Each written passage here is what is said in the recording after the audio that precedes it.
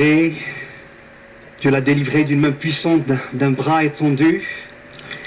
Et au chapitre 13, verset 20, nous lisons, Exode chapitre 13, verset 20, « Ils partirent de Sukkot et ils campèrent à Étam, à l'extrémité du désert.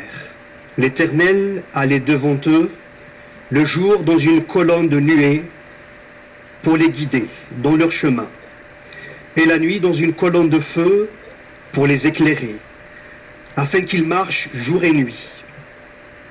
La colonne de nuée ne se retirait point de devant le peuple pendant le jour, ni la colonne de feu pendant la nuit. Amen. Prions, frères et sœurs. Alléluia. Père, nous te bénissons pour ta parole, qui est vivante, efficace, tranchante, Seigneur. Et nous croyons ce matin que c'est par ton esprit seul, que tu peux, Seigneur, rendre bien cette parole, effectivement vivante. Seigneur, cette parole qui est le pain de vie, qui nous réconforte, qui nous console. Oui, Seigneur, qui nous reprend quand il faut, Seigneur, qui nous, Seigneur, nous encourage. Eh bien, veille, Seigneur, l'appliquer ce matin dans nos cœurs, le cœur de chacun de nous ici présents, et que la gloire revienne à Jésus, et à Jésus seul. Amen. Une colonne de nuée et de feu. C'était une colonne de nuée, comme nous l'avons lu, c'est le signe visible de la présence de Dieu avec son peuple. La présence de Dieu au milieu de son peuple. C'était un gros nuage en hauteur qui était là, comme nous l'avons lu, jour et nuit, qui se déplaçait, et nous allons le voir à la fin, qui à un moment donné aussi va protéger le peuple de Dieu, qui procurait aussi une ombre appréciable. Puisque connaissant un petit peu la région, je peux vous dire que là où le peuple a marché, les températures peuvent grimper facilement en été jusqu'à 60 degrés. Donc cette colonne de nuée le jour, elle procurait une ombre appréciable. Et la nuit, elle procurait aussi de la lumière, elle éclairait le peuple pour ses marches, mais aussi de la chaleur.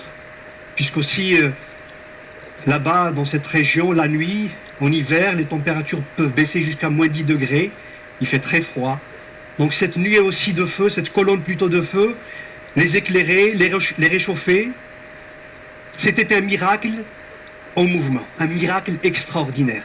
Dieu était présent au milieu de son peuple avec cette colonne de feu et de nuée. Elle les conduisait, mais aussi, nous allons aussi le voir, qu'elle leur révélait la volonté de Dieu. Au travers de cette nuée qui descend sur le tabernacle, la tente d'assignation, la tente de la rencontre, eh bien Dieu communiquait sa volonté à Moïse, mais aussi à son peuple.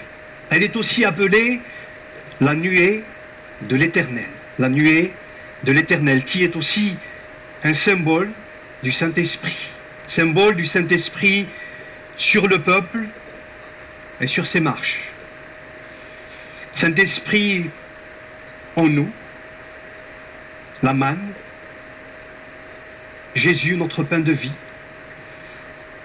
mais aussi la loi écrite dans nos cœurs par le Saint-Esprit, et puis le bâton, l'autorité de Dieu dans notre cœur, dans nos vies.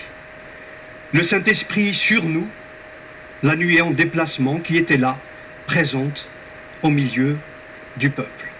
Le Saint-Esprit qui désaltère, qui rafraîchit, qui lave, mais aussi le Saint-Esprit qui éclaire, illumine les yeux de notre cœur, qui nous éclaire, qui nous réchauffe, qui nous purifie et qui nous conduit. La nuée apparaît, elle était là depuis la sortie d'Égypte, comme nous l'avons lu ici, et au fil des 40 années de leur marche, de leur déplacement dans le désert, jusqu'à leur entrée à Canaan. La nuée était présente. Nous lisons dans Exode chapitre 40, verset 38, « La nuée de l'Éternel était de jour sur le tabernacle, et de nuit, il y avait un feu aux yeux de toute la maison d'Israël, pendant toute leur marche, pendant toute leur marche. Elle était là, jour et nuit, pour que le peuple puisse marcher d'une manière régulière et persévérante. Jésus-Christ nous a envoyé le Saint-Esprit pour que nous puissions persévérer jusqu'à la fin, jusqu'à notre entrée dans la cité, dans la patrie céleste. Et la présence de la nuit, elle était apaisante, elle était sécurisante, elle était rassurante. Et Dieu pourvoyait aux besoins de son peuple. Et Dieu, frères et sœurs, qui ne change pas, qui est le même hier, aujourd'hui, éternellement, pourvoit encore à nos besoins, à nous, bien plus, puisque nous sommes en Jésus-Christ, son Fils. L'ange de l'Éternel était dans la nuée et protégeait le peuple de Dieu dans ses combats.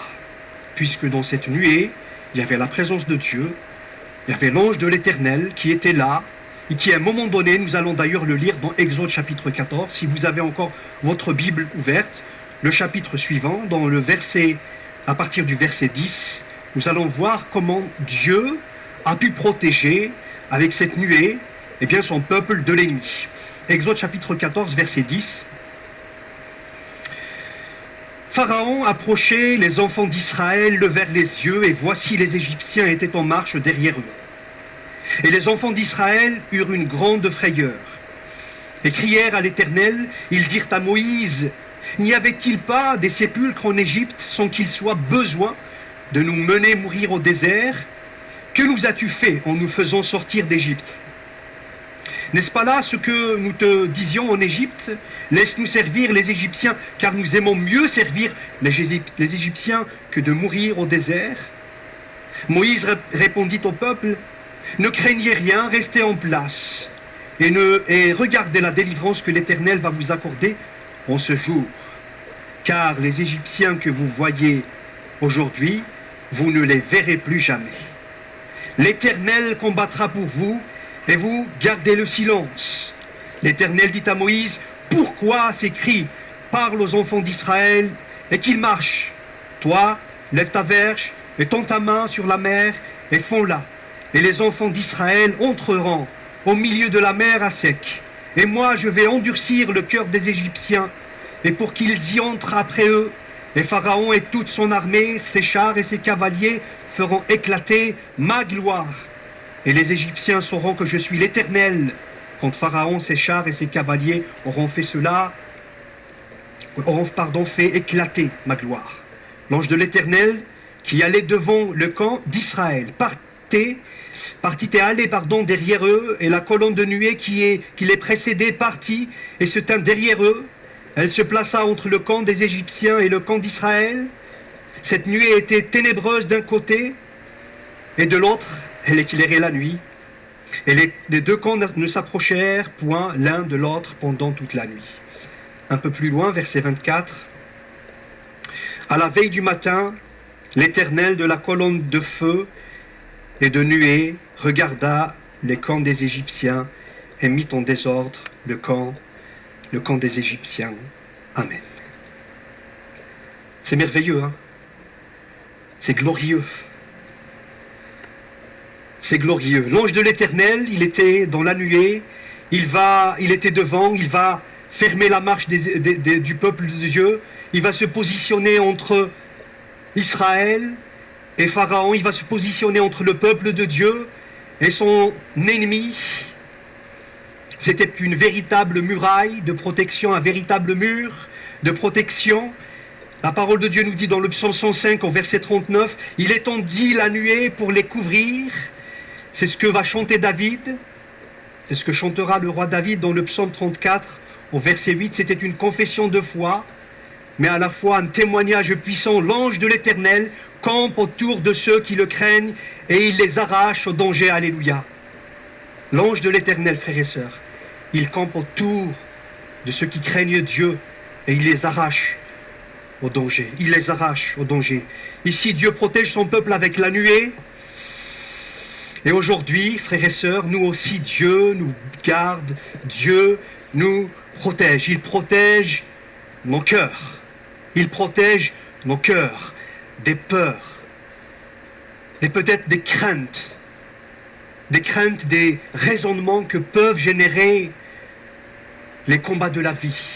Il garde notre cœur par le Saint-Esprit qui nous sécurise, le Saint-Esprit qui nous rassure, qui nous encourage, qui nous console, qui infuse, qui nous communique son fruit, la fidélité, la bonté, la persévérance, la patience, la joie, la paix de Dieu qui garde, frères et sœurs, nos cœurs et nos pensées en Christ Jésus, en Christ Jésus. Mais aussi, il y a les promesses de Dieu, la parole de Dieu qui nous sécurise, qui nous donne la paix, et le Seigneur qui a promis est fidèle, il nous préservera du malin, dit la parole de Dieu.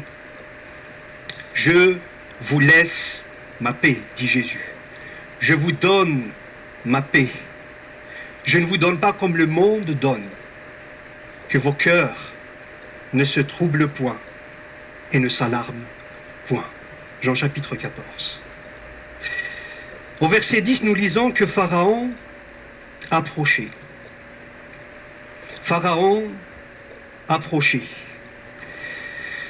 Ça doit être une expérience pas facile pour le peuple d'Israël, qui se trouvait là. Il y avait devant lui la mer Rouge, infranchissable, du moins pour le moment. À ce moment-là, et Pharaon, l'ennemi qui approchait, qui venait, qui voulait les exterminer, ce n'était pas une expérience facile à vivre. Mais si nous étions à leur place, peut-être que nous allons, comme nous l'avons lu, peut-être réagir de la même manière, crier, s'effrayer. Face à la menace, frères et sœurs, et au danger, puisque nous sommes aussi faits de chair et de sang, de la même nature que ce peuple-là, de poussière, eh bien face au danger, il y a des fois dans notre cœur des agitations, des réactions, peut-être des paroles, qui ne sont pas toujours les bonnes réactions. Même si elles sont des fois compréhensibles, on peut les comprendre, elles se comprennent, ces réactions. Mais voyez au verset 14, qu'est-ce que l'Éternel va dire à Moïse. Il va lui dire, et Moïse va parler au peuple, l'Éternel combattra pour vous, mais vous gardez le silence.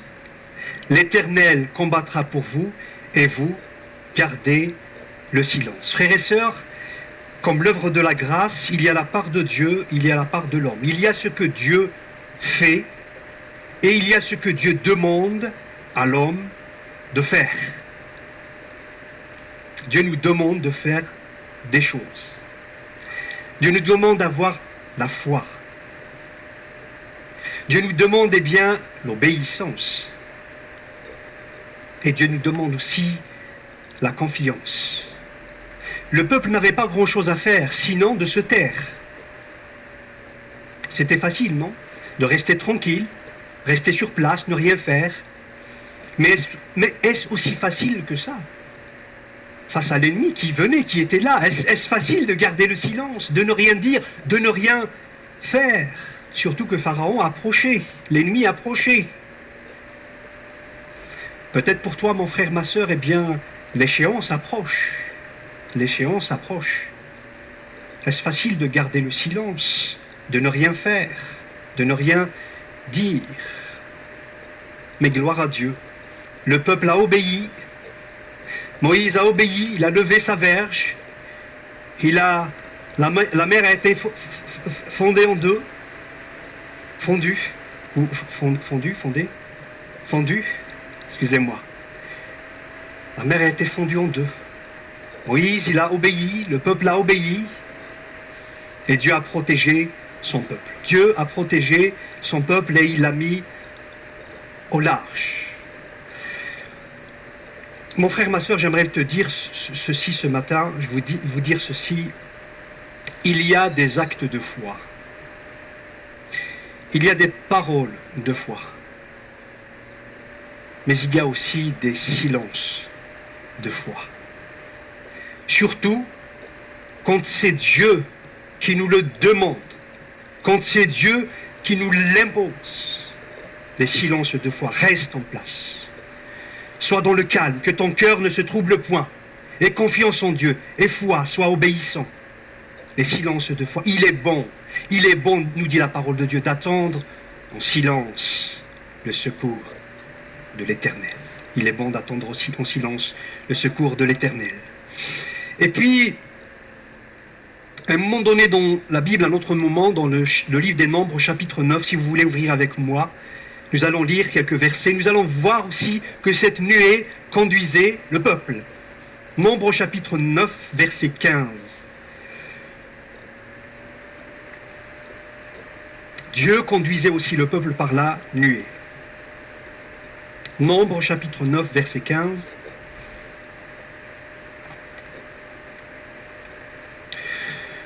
Le jour où le tabernacle fut dressé, la nuée couvrit le tabernacle. La nuée couvrit le tabernacle, la tente d'assignation. Et depuis le soir jusqu'au matin, elle eut sur le tabernacle l'apparence d'un feu. Il en fut continuellement ainsi. La nuée couvrait le tabernacle et elle avait la nuit l'apparence d'un feu. Quand la nuée s'élevait, de dessus la tente, les enfants d'Israël partaient et les enfants d'Israël campaient dans le lieu où s'arrêtait la nuée. Les enfants d'Israël partaient sur l'ordre de l'Éternel et ils campaient sur l'ordre de l'Éternel. Ils campaient aussi longtemps que la nuée restait sur le tabernacle. Quand la nuée restait longtemps sur le tabernacle, les enfants d'Israël obéissaient au commandement de l'Éternel et ne partaient point. Quand la nuée restait peu de jours sur le tabernacle, ils campaient sur l'ordre de l'Éternel et ils partaient sur l'ordre de l'Éternel. Si la nuée s'arrêtait du soir au matin et s'élevait le matin, ils partaient.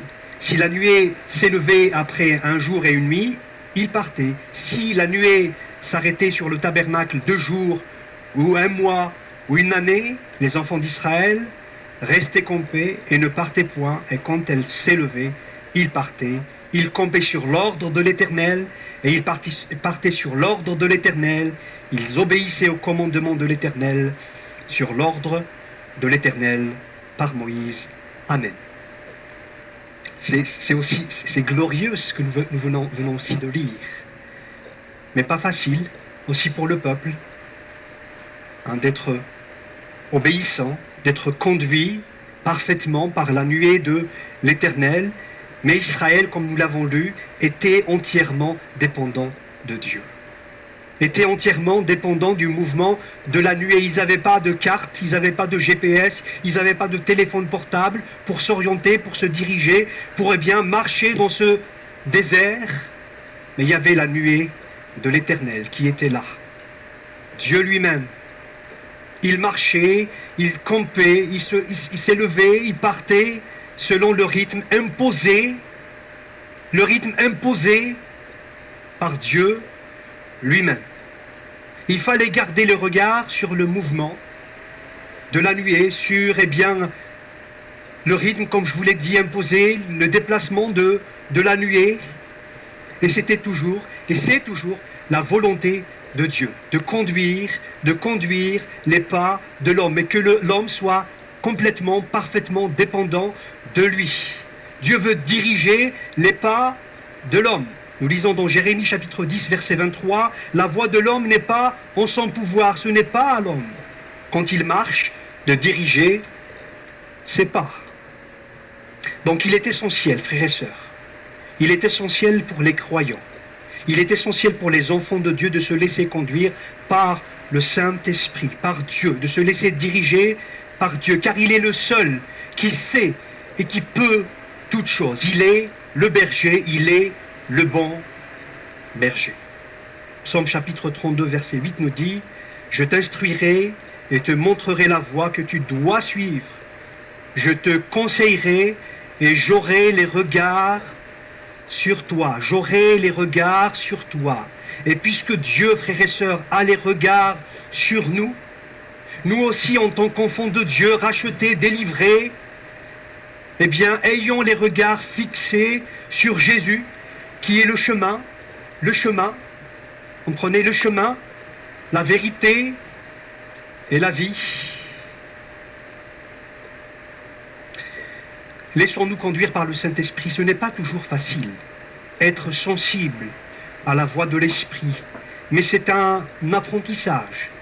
C'est un véritable exercice spirituel. Mais ô combien est nécessaire pour une vie chrétienne satisfaisante, pour un service efficace pour le Maître. Être conduit par le Saint-Esprit. Soyons attentifs à la voix de Dieu, car nous l'avons, nous savons, c'est écrit dans la parole de Dieu, mais ce matin, je l'ai entendu dans une louange, dans une prière, car Dieu parle tantôt d'une manière, tantôt d'une autre. Et nous savons comment le verset continue, mais pour eux, mais s'ils ne prennent pas, ils n'ont pas pris garde. Et nous, frères et sœurs, soyons attentifs. Dieu parle tantôt d'une manière, tantôt d'une autre. Il parle, avant toute chose, par sa parole, la parole de Dieu. Les révélations écrites, lues, entendues, méditées comme ce matin, partagées. Mais Dieu parle aussi par les lumières, des lumières intérieures, de l'Esprit Saint qui s'impose à nos cœurs comme étant véritables. Heureux ceux qui placent leur confiance en Dieu. Heureux ceux qui placent en Dieu leur appui, car ils trouvent en leur cœur des chemins tout tracés. Mais aussi par les paroles inspirées extérieures à nous-mêmes, les dons de Dieu, les dons de l'Esprit, les prédications, les conseils fraternels, mais aussi par les circonstances de nos vies, des réussites, peut-être des contretemps, peut-être même des échecs. Soyons attentifs, car toute chose, nous dit la parole de Dieu, concourt au bien de ceux qui aiment Dieu, de ceux qui sont appelés selon son dessein. Alléluia. Et tout ça nous permet de discerner où nous devons marcher, nous dit la parole de Dieu. Cela s'apprend, c'est un apprentissage comme je vous l'ai dit. Nous l'avons lu ici, ça s'apprend un jour, peut-être nous pouvons apprendre en 2 jours, un mois, une année. La vie chrétienne, c'est un apprentissage de chaque jour, de tous les jours. L'école de Dieu. Dieu nous apprend. Enseigne-moi. La parole de Dieu, elle est pleine de ces mots qui reviennent. Enseigne-moi. Enseigne-moi tes préceptes, dira David. Enseigne-moi tes commandements. Enseigne-moi, même la crainte. Venez mes fils, dit l'Éternel, et je vous enseignerai la crainte de l'Éternel. Tout s'apprend. Tout s'apprend. Mais le peuple devait être disponible, patient, soumis, obéissant. Et nous aussi, frères et sœurs, nous devons être disponibles à nous arrêter là où Dieu veut que nous arrêtions. Mais aussi disponibles à reprendre, à repartir quand Dieu décide que nous repartions. Patient. Il a fallu de la patience parce que, vous imaginez, pour 2 millions de personnes à peu près, s'installer, défaire toutes les tentes, s'installer une journée, comme nous l'avons lu, et le lendemain, il fallait tout ronger encore pour repartir.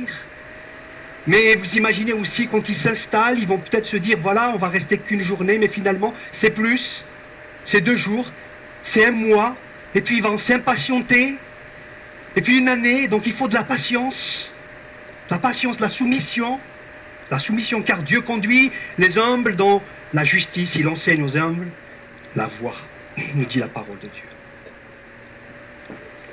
Ce n'est pas, frères et sœurs, à nous d'utiliser le Saint-Esprit, vous savez. Ce n'est pas à nous de lui faire dire. Mais soyons soumis à l'Esprit de Dieu. C'est à lui de nous conduire. Et dire à l'apôtre, même c'est à lui de nous lier. L'apôtre était lié par l'Esprit de Dieu.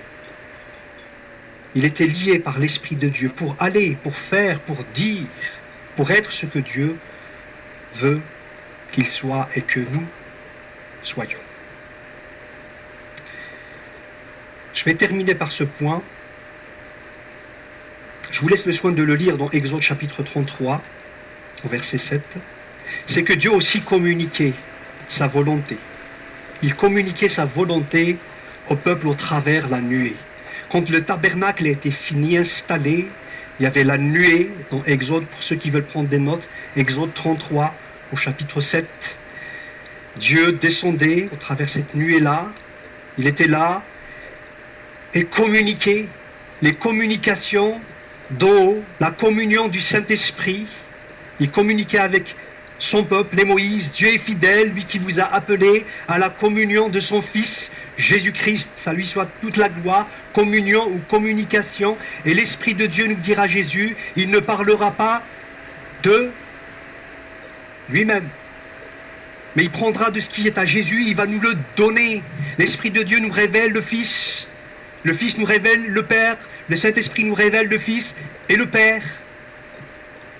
L'ange de la nuée était là, était dans cette nuée et communiquait avec le peuple. Moïse, il était là, il communiquait régulièrement. C'était la tente de la rencontre, le lieu de rendez-vous, puisque Dieu lui-même va dire à Moïse, c'est là que je me rencontrerai avec toi. C'est là que je me rencontrerai avec toi. Moïse recevait des directives, des consignes, des lumières, la sagesse, du discernement, le ressourcement, le renouvellement. Le peuple était là et regardait, il se levait, il se mettait chacun devant sa tente et regardait Moïse avancer vers la tente d'assignation. Il respectait, il honorait cette communion. Ils étaient heureux de voir Moïse rentrer, mais plus heureux de voir Moïse ressortir pour agir selon le modèle, d'après le modèle que Dieu lui a révélé, que Dieu lui a montré.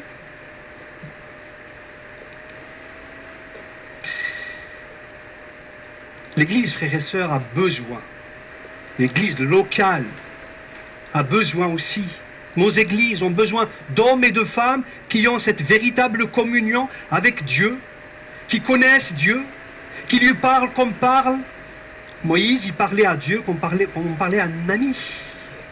Ils ont besoin de ça. Nous avons besoin de ça. Frères et sœurs, écoutez bien, les communications d'en haut, les communications spirituelles, célestes, seront toujours et infiniment plus supérieures à celles terrestres. Vous êtes bien d'accord avec moi ou pas? C'est ça. Les communications d'en haut sont supérieures à celles de la terre. Nous avons besoin de paroles. J'ai besoin de paroles. Nous avons besoin de paroles révélées, des prédications inspirées, des paroles inspirées, des chants inspirés. Nous avons besoin de cela. Nous avons besoin des choses d'en haut. Ces œuvres bonnes que Dieu a préparées d'avance afin que nous les pratiquions. Le secours d'en haut, le soutien d'en haut, des projets, des résolutions d'en haut, des visions de Dieu. Elles seront toujours meilleures que les nôtres. Celles de Dieu seront toujours meilleures. Je vais finir. Marcher sous la nuée, frères et sœurs, était un réel privilège pour Israël et pour nous. Pour nous, marcher sous la conduite du Saint-Esprit, avec l'aide du Saint-Esprit, l'assistance du Saint-Esprit, est un privilège, un réel privilège pour nous, un réel privilège. Dieu nous garde, Dieu nous conduit, mais quand Dieu nous conduit, quand Dieu nous communique